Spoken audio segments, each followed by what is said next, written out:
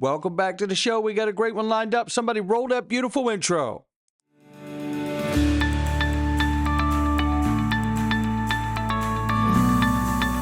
Digital Perspectives with Brad Kimes. Come on in.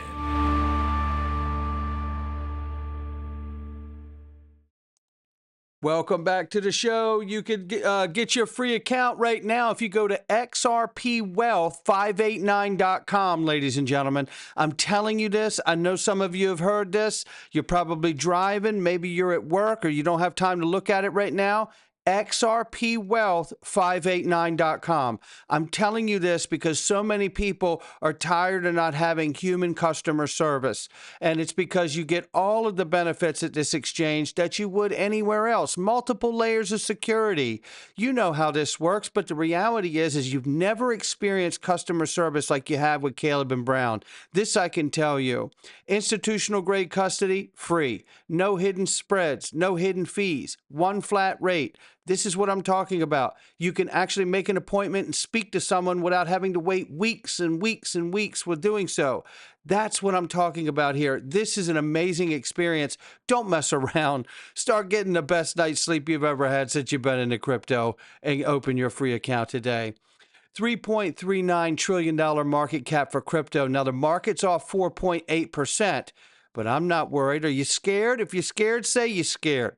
Bitcoin's 105,000 plus, 2,500 plus for Ethereum. XRP, $2.16. We're off 3% in the 24. We're up 0.3 on the 7-day. Look at the range of price, ranging between 213 and 225. So that's where we're sitting right now in that range. We'll see what's going on. But let's look at the news. We have a lot to look at today. I want to remind you of some things we talked about yesterday that broke, which was Singapore-based technology firm Trident Digital Tech Holding Company.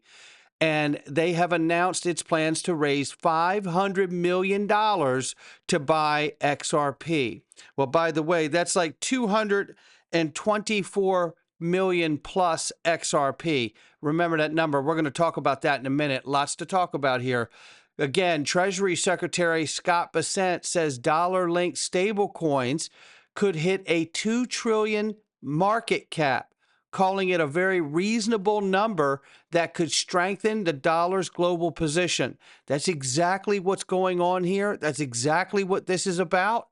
And we're going to talk about more of that. And what I don't think a lot of people are putting together is what this moment is turning out to be for XRP. Stay with me here. Now, again, you'll see some things we showed yesterday, but this isn't. This is new. Congrats to our member Societe Generale from the Digital Chamber, the first major bank to issue a publicly traded USD peg stablecoin. This is a huge leap for compliant cross-border digital finance. France's Societe Generale said it plans to launch that publicly tradable dollar-backed stablecoin through its digital asset subsidiary. That is big. Look, and I'm seeing a picture take place. We'll get there. Stay with me here.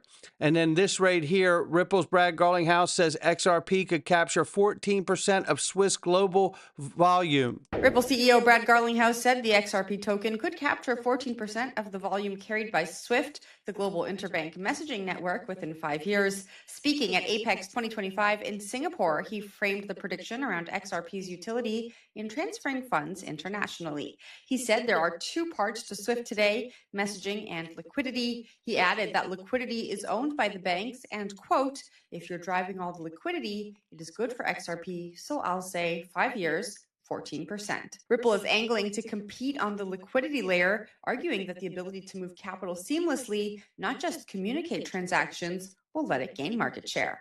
No doubt about it. And let's talk about that. 14%. I went over this in the private group in the Freedom Zone a couple days ago.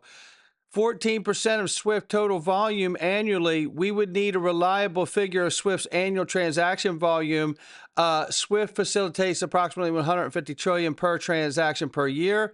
It says here, calculating 14% of 150 trillion.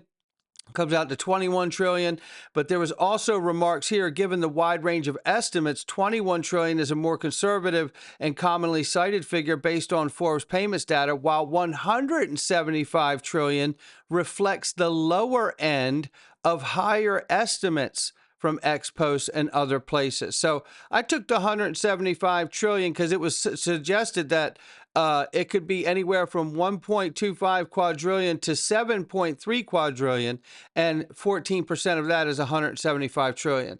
So I took that and I went to XRPL HQ and used a calculator, put 175 trillion in. Now, this calculator was made by Susan Athey, board of directors at Ripple, and Robert Mitchnick, who was at Ripple, Stanford graduate, and now the head of digital assets at BlackRock. That's who made this calendar. I just put 175 trillion in here and then went down to calculate, and it says $11,818.19. That's what it says. Now, total estimated daily transaction volume. Well, let's go back to this. Let's take and break that down. So they say 5 trillion is usually the breakdown. So here's what we'll do. I will get the number really quickly for 5 trillion breakdown. And here we are with the daily breakdown. The total estimated daily transaction volume, 14% daily transaction volume, according to Grok 3, would be 2.8 trillion. So the daily volume has us at $574.59. It's a shame it wouldn't work out to 589. People would actually faint probably, but nonetheless, a fun little exercise. And I don't think it's ridiculous to think that we could see in the next 5 years us get to 2.8 trillion being processed and transacted every day. I think that's a very reasonable place that we could be. So I think this is something that's quite possible in the near term for us. And it's something to watch out for. We'll see. All right, so then we know this. Ripple could get a bank license. This is what we learned from Greg Kidd. Now, he's not saying that they were, and he wasn't speaking for Ripple. He was just saying that he believes that that could be a path. And then he talks about the fact that because the cost of the payments is almost zero in the XRP ledger. Let me just let him say it really quickly. How are you still involved in politics? So I ran for the congressional seat in the 2nd District here in Nevada. Yep. Previously, I'm now working on legislation to create a new form of a bank charter that's focused only on deposits and payments, no branches, no lending. Basically, I will continue to promote legislation so a company like Ripple could actually get a bank license. Right? And so, not saying that they want to, I'm not, but we're going to make it such that banks no longer have a monopoly on banking. Banking should be accessible.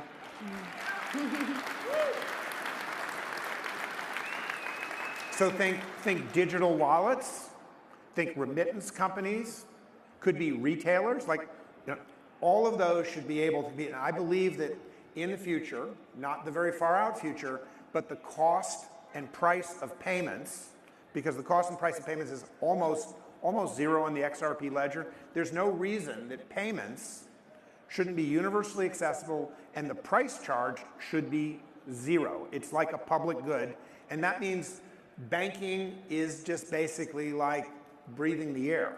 And so the concept that there'd be a limited group of folks that got into that club, I mean, during the Biden administration, I think only 2 licenses fell into the hands of someone who wasn't already a bank. It was Jackie at Lead Bank, and we got Vast Bank. Yep. And that's not the way it should be. Just because I know how to work the system shouldn't be the fact that only people like Jackie and I get a bank. There should be hundreds of folks. There should be, used to be that way in this country. There was competition, there was innovation, there was inclusion. That fell off after 2008, but it's coming back now.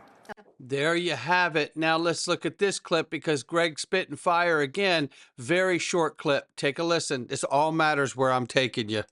I've never seen in all my time since being in payments, in crypto, the planets aligned as well as they are now.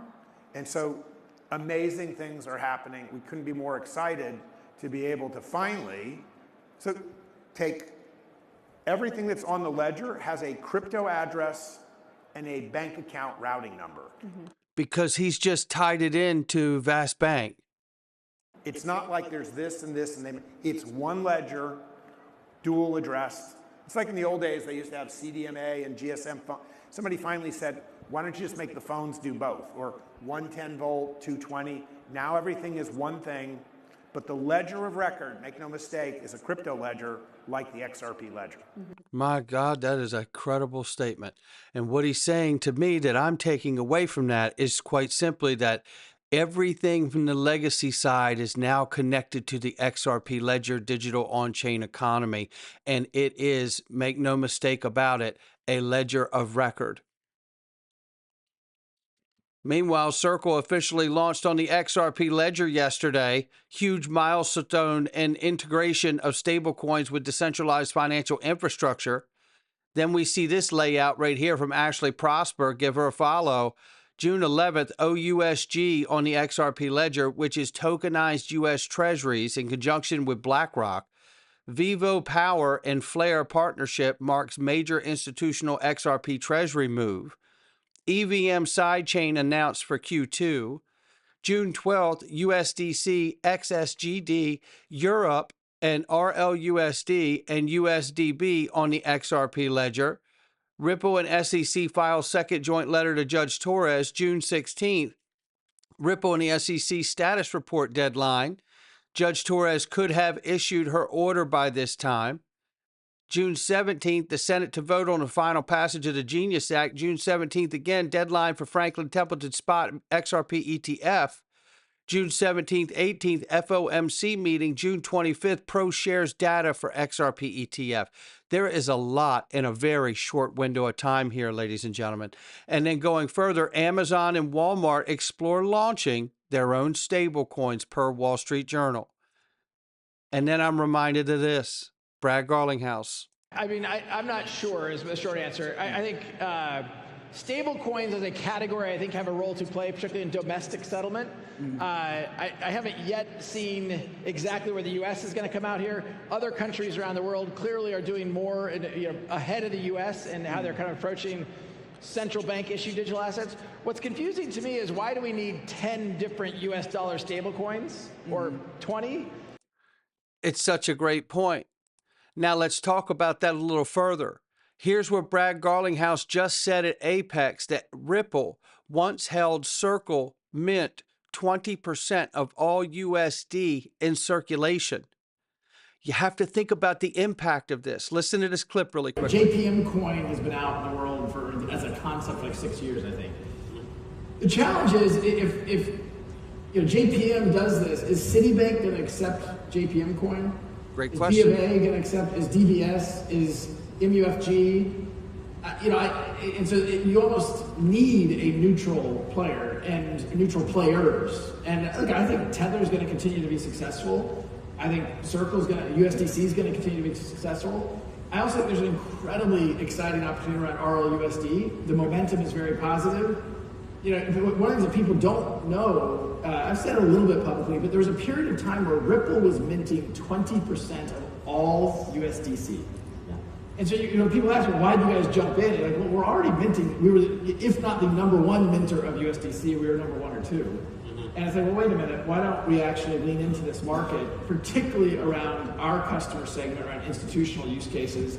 And I think many people now are increasingly understanding some of our strategy around Hidden Road and how Hidden Road can really drive significant adoption in expanding the stablecoin market. We're not trying to beat USDC or Tether. I think those will continue to thrive and do well.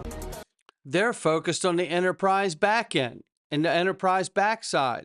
Now, let's dig into this a little bit more. Circle pays Coinbase 50% of the residual revenue from USDC reserves. Did you know that? With Coinbase receiving 100% of the interest revenue for USDC held on its platform in 2024. Circle's total revenue was approximately $1.7 billion, with over $1 billion paid directly to Coinbase for the distribution costs. That is a very real number. This suggests that Coinbase receives 60% of Circle's revenue. 60%. Though exact profit sharing details depend on the proportion, USDC held Coinbase platform, which is about 20% of total USDC circulated. We get the rest of it. But figure 50 to 60% of the profit and revenue goes directly to Coinbase. So Circle's already working with a very tight margin. Now let's have the Fed cut the interest rate by 1%. Circle is decimated at this point. But then let's go back and make the other point. Remember, 20%, Brad Garlinghouse said. At one point, 20% of all USD in circulation was minted and being used by Ripple. So now take out the 20% that Ripple no longer needs of Circle, right? Take out and then add in the interest rate cut, and the margins are getting crushed at Circle, and Coinbase is getting the majority of the profit. Now add in the point that was made here about the from Brad Garlinghouse about why have 10 or 20 stable coins. Think about the places that USDC is on the platform. Kraken, the other exchanges. You think the other exchanges are not aware that if they have USDC on their platform, that it pads the pockets of Coinbase, which is a direct competitor to every other exchange? I'm just saying. All of these things, I believe, can be a factor. And as well as Circle's doing today, and I'm a holder in Circle shares, and I want it to do well, it's quite possible that we still see Ripple come in to buy them after a rate cut and possibly after the 6-month lockout period on private equity shares. We'll see what happens here. But that is something to note. And it speaks to a larger point, which is the bottleneck positions that Ripple has put themselves in. And we'll get to that in a second. But I have to thank again the Honorable Chris Giancarlo for joining us on stage at XRP Las Vegas 2025. Will we see U.S. digital asset bond issuance? I'm just going to give you the short side of it right here. This is the one to do it. Now, they're floating a lot of ideas, Chris, about how to acquire some of these digital assets. Are you hearing anything about the different suggestions on that? And there's obviously, I've talked about this. I know other people have floated the idea. Is it out of the realm of possibility to consider that there would be a new bond issuance of digital assets in the future? Not next Tuesday, but in the future. Oh, I think it's more than a possibility. I think you're going to see it at multiple levels. I think you're going to see it at the corporate level. I think you'll see it at municipal levels. And I think ultimately you'll see it at the national level. There you have it. So now, what do we understand? Let's move through the rest of this very quickly here. We still have ETFs we're waiting on. Here's Nate Garassi right here. By the way, I still fully expect BlackRock to file a spot Solana XRP ETFs. As leader in both spot Bitcoin and ETH ETFs, it would make 0 sense to cede to other top crypto asset ETF categories to competitors. Now, this is the president at the ETF store. Loving this. And by the way, if you're not following Cowboy Crypto, what's wrong with you? This guy's unbelievable. So yeah, I see that coming. And we know there's between 18 and 20 spot XRP ETFs waiting for approval. What is all of this about in this video? Just like the announcement of Singapore and the company Trident Digital Tech that is taking a $500 million position in XRP. Let's unpack this. What I see happening here collectively is the Shane Ellis theory unfolding in real time.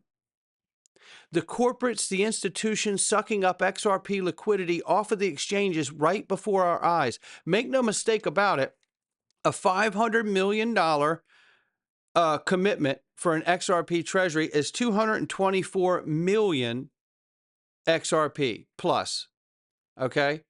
And we know by asking Grok, the loose XRP liquidity is roughly between 5.8 and 11.8 billion. I'll just take the 5.8 because the 11.8 feels big. But the 5.8 billion, listen, 224, roughly, okay, roughly 4 or 5 of those is a billion. So if you're looking at like just soaking up that, you could have 20 companies out here take the same position that this one does, the Trident Digital did, and you're soaking up an enormous amount of liquidity off of the exchanges. But again, we can't lose sight of the fact that what else do we know? that the United States government is about to issue U.S. digital asset bonds. So that means a U.S. digital asset Bitcoin bond, an XRP bond. How many billions will be soaked up from that? How many XRP will be burned to house all the different stable coins that are quickly moving onto the network? The Brazilian real, multiple euro stable coins now. We know that we're seeing a Singapore stablecoin, I believe it was the other day, launching. We got US dollar stablecoins on the ledger. We're going to have a representation of that all around the world, of all the money on the ledger to make pairings. And you ask yourself, how much XRP will be burned every year once the world's representation of money and assets are on the ledger? All of this looks and sounds like the Shane Ellis theory unfolding in real time to me. There's so many different things happening here that bottleneck this, that when you just add in just a U.S. government digital asset bond issuance, along with 18 to 20 ETFs, they are going to draw off the liquidity on these exchanges so quickly that it will be so fun to watch what happens here. I cannot wait. And then add in the corporate treasuries. Remember, Weebus is doing it too. There's other ones doing it as well. There was a truck company not long ago taking a reasonable position too. This is going to continue to happen. And as Christian Carlo said, not just on the national level, the state level, the corporate level, it's happening on every level. Sovereign wealth funds, family offices. This is where this is going.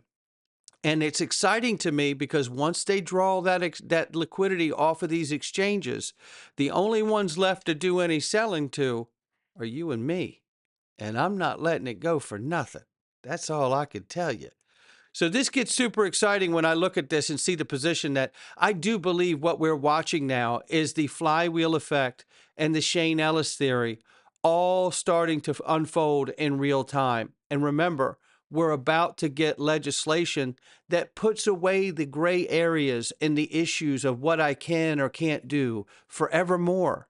And this market will begin to move quickly from a speculative market to a utility-driven market. And I can't wait. All right, that's going to do it for me. Not financial advice from me or anyone else. It's just my digital perspectives. I'll catch all of you on the next one.